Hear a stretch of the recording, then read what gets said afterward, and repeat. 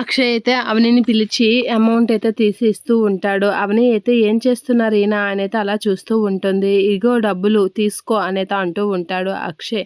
ఎందుకు ఇస్తున్నారు నాకు అని చెప్పేసి అవని అయితే అడిగేసరికి ప్రణతి అక్కడే ఉంటుంది కదా, తను ఇప్పుడు ప్రెగ్నెంట్, తనకి ఈ టైంలో మంచి ఫుడ్ ఉండాలి కదా, అందుకే తనకి ఏవైనా కొనిసి పెడుతూ ఉండు అని చెప్పేసి అయితే అక్షయ్ అంటూ ఉంటాడు. అలా అనేసరికి అవని అవని అయితే అలా చూస్తూ ఉంటుంది.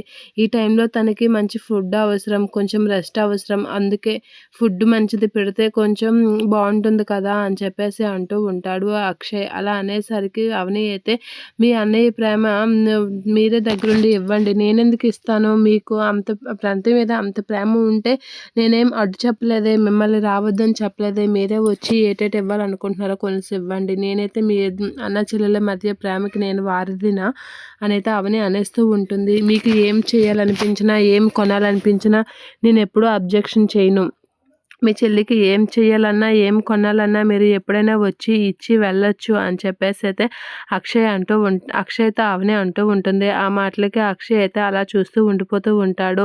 ఇక నేను మీ అన్న చెల్లెల్ని తల్లి పిల్లని విడగొట్టే అంత స్వార్థపరాలని కాదు, మీకు ఏది ఇవ్వాలన్నా ఏది చేయాలన్నా మీరు ఇవ్వండి, నేను ఇచ్చిన అవని ప్రణతి మీరు ఇచ్చారన్నా నమ్మదు, మీరే స్వయంగా వచ్చి ఇస్తే తను కొంచెం హ్యాపీగా ఫీల్ అవుతుంది, ఈ టైంలో తను హ్యాపీగా ఉండడం కూడా మంచిదే కదా, ఆ విషయం మీకు కూడా తెలుసు కదా, అలా అయితే మీరు అవనికి ప్రణతికి ఏది ఇవ్వాలనుకుంటున్నారో అది కొనేసి ఇవ్వండి అని చెప్పేసి అవని అయితే అక్కడి నుంచి వెళ్ళిపోతూ ఉంటుంది. ఆ మాటలకి అక్షయ్ అయితే అలా చూస్తూ ఉంటాడు. అలా చూస్తూ సరే ఇక అవని చెప్పినట్లుగా ఏదైనా కొనేసి ఇవ్వాలా, ఇస్తే మళ్ళీ ఇంట్లో వాళ్ళతో ఏమవుతుందో అని అయితే కొంచెం సతమతం అవుతూ ఉంటాడు, ఆలోచిస్తూ ఉంటాడు ఆ విషయంపై.